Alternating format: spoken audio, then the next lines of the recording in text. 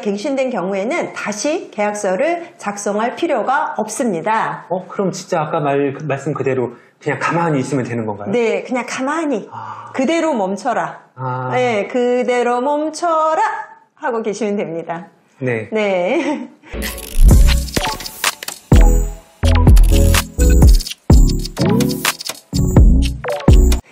안녕하세요. 벼룩나무 차연숙 조민재 대표입니다. 오랜만에 저희가 벼룩나무 상담소를 정말 오랜만에 열었습니다. 네, 정말 오랜만인 것 같아요. 네. 요즘 다시 매수 문의가 많이 오시고 또 계약도 여러 건 진행되다 보니까 저희가 좀 많이 바빴어요. 네, 그래도 저희가 상담소 문을 닫을 수는 없겠죠? 당연하죠. 네, 오늘은 묵시적 갱신에 대해서 살펴볼 건데요. 네.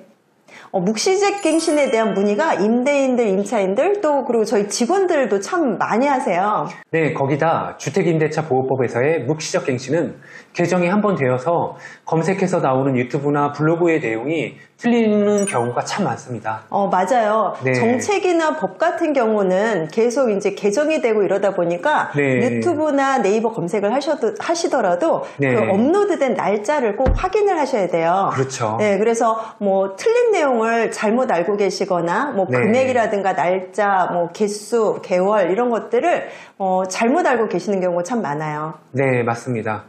거기다 주택과 상가의 법 적용이 달라서 확인이 꼭 필요합니다. 맞습니다.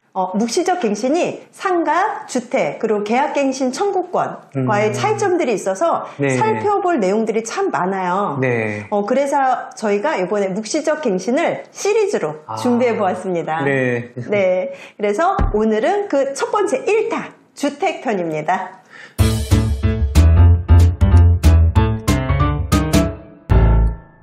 네, 그럼 사연 들어가 보겠습니다. 안녕하세요. 벼룩나무 애청자입니다. 저는 2021년 7월 1일에 21년 8월 1일부터 23년 7월 30일까지 2년 계약으로 보증금 5천만 원에 월세 50만 원으로 투룸에 3명의 가족이 살고 있습니다. 네, 계약 만료일이 다가오는데 2023년 5월 1일 현재 임대인은 계약갱신에 대해 별다른 말이 없습니다. 이때 주택임대차 계약은 어떻게 되나요? 그리고 혹시라도 만기가 되어 나가라고 하면 저는 어떻게 해야 할까요? 네, 사연 주셔서 감사하고요. 애청자이신 만큼 저희가 성심을 다해 상담해 드려야겠습니다. 맞아요. 당연한 네. 거죠? 우선, 네. 우선적으로 말씀드릴 수 있는 거는, 걱정 안 하셔도 됩니다. 정말요? 네. 임대인과 임차인 모두 특별히 별도의 말이나 행동이 없는 경우, 임대차 계약은 갱신된 것으로 볼 수 있습니다. 네. 그렇군요. 그럼 뭐 걱정 없이 그냥 가만히 아무것도 안 하고 있어도 되시는 거네요? 네, 그렇죠. 네. 그러면 묵시적 네. 갱신에 될 수 있는 요건이 있을 거 아니에요? 네. 그러면 지금 같은 경우가 묵시적 갱신의 예인데요. 네. 이 묵시적 갱신의 요건은 뭐가 있을까요, 그럼? 네. 첫 번째, 임대인이 주택임대차 계약 종료 시점인 네. 23년 7월 30일 기준으로 네. 6개월 전부터 2개월, 네. 2020년에는 12월 10일 이전에 최초 계약되었거나 갱신된 네. 임대차의 계약은 1개월까지고요. 네. 네, 그 전에 임차인에게 갱신 거절이나 계약 조건을 변경하겠다는 통지를 하지 않았어야 합니다. 네. 네. 두 번째로는 임차인도 임대기간 종료 시점에 2개월 전까지 위와 같은 통지를 하지 않아야 합니다.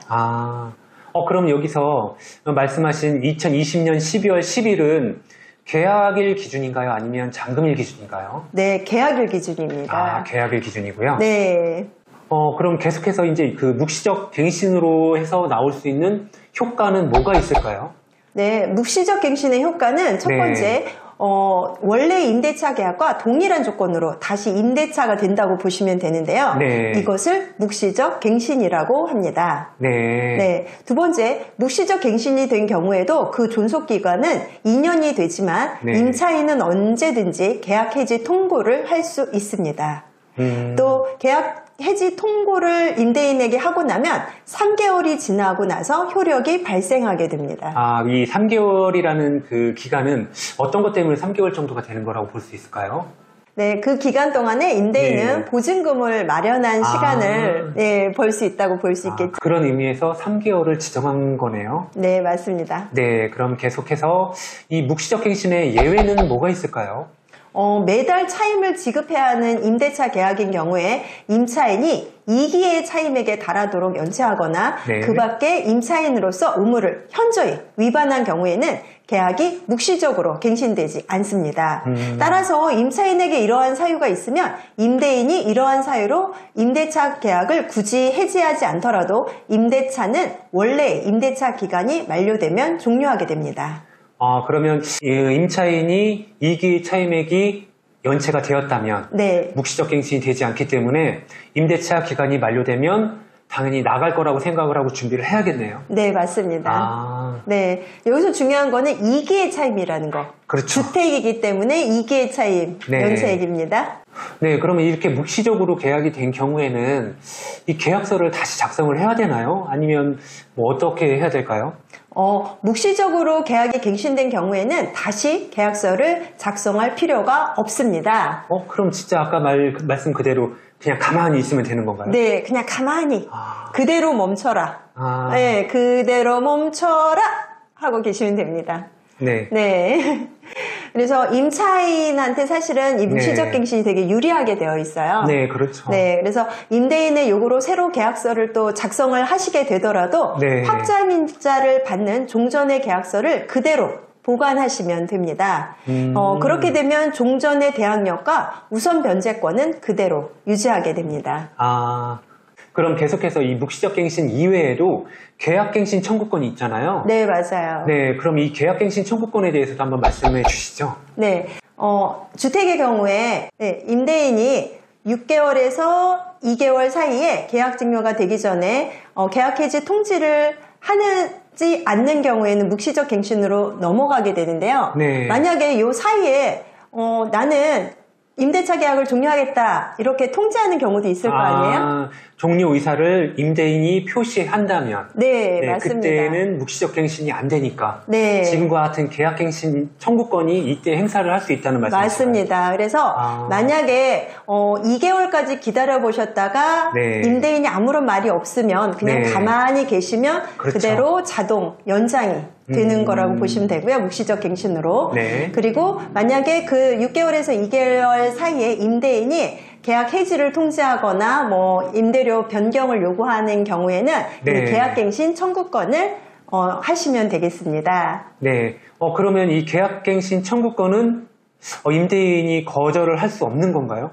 네, 이거는 거절할 수 없고요. 만약에 고액 임차인 인 경우에는 계약갱신 청구권은 있는데 5% 인상에 대한 제한 범위가 없습니다. 5%를 초과해서 인상할 수가 있게 되죠. 네. 주택임대차보호법 제6조의 3, 제1항과 주택임대차보호법 제6조의 3, 제2항에 의해 보호되는 법입니다.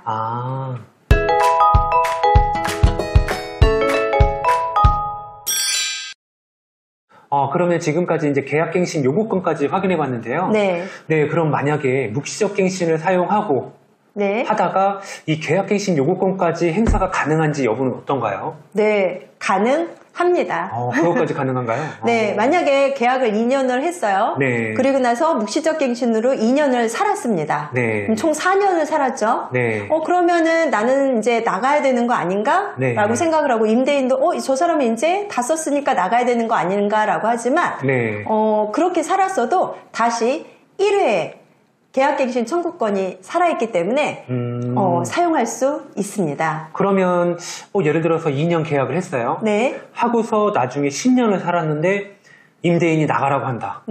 그러면 그때 계약갱신 요구권을 또 쓸 수 있다는 건가요? 그렇죠. 맞습니다. 그래서 1회 계약갱신 청구권이 있다라는 사실 꼭 권리를 주장하시기 바랍니다.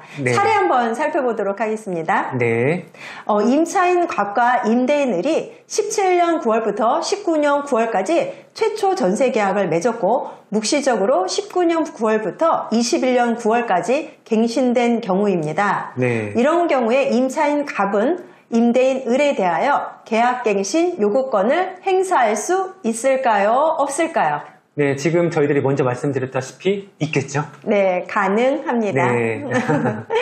네, 지금까지 묵시적 갱신과 간단한 계약갱신 요구권과의 차이점까지 살펴보았는데요. 오늘의 애청자님께서 질문해주신 부분에 대해서는 결론은 가만히 계시면 됩니다. 라는 거네요. 그렇죠. 네, 그대로 멈춰라. 네, 이렇게 묵시적 갱신은 임차인에게 상당히 유리하게 되어 있고요. 만약에 묵시적 갱신이 진행하고 있다가 종료를 하시고자 하실 때 임차인은 언제든지 그 종료를 하실 수가 있고 그거에 대한 중개 수수료도 임대인이 지불하여야 합니다. 네. 네, 원래 우리나라 사람들이 이렇게 가만히 있으면 이게 뭐 문제가 일어날 것 같고 맞아요. 그렇다 보니까 걱정을 많이 하시는데 지금 이 방송을 보시면은 묵시적 갱신이라는 좋은 제도가 있기 때문에 그냥 가만히 있으시면 될 것 같습니다.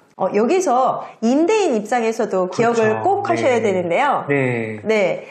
2개월 이전에, 60일 이전에 꼭 계약 갱신을 할지에 대한 아니면은 종료를 할지에 대한 임차인에게 통지를 하셔야 됩니다.